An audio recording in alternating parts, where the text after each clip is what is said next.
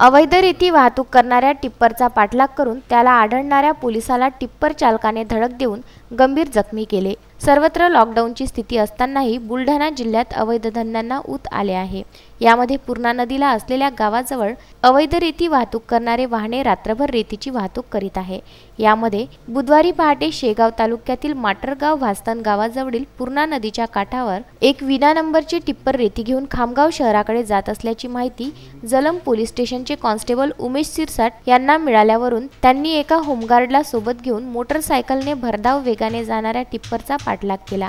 हा टिप्पर माटरगाव या गावाच्या पुढे पोहोचला असताना पोलिसांनी मोटरसायकल टिप्पर पुढे आडवी करून वाहन थांबविले। दरम्यान टिप्पर चालकाने आपले वाहन थेट पोलीस कॉन्स्टेबल उमेश सिरसाट यांच्या अंगावरून पुढे नेले। घटना घडताच सोबत असलेला होमगार्ड घटनास्थळावरून पळून गेला। मात्र पोलीस ठार झाला की नाही ही खात्री करण्यासाठी टिप्पर चालकाने आपले वाहन रिव्हर्स घेऊन रस्त्यावर गंभीर अवस्थेत पडलेल्या त्या पोलिसाला पुन्हा चिरडले। यानंतर त्याने टिप्परसह खामगावकडे पोवारा केला।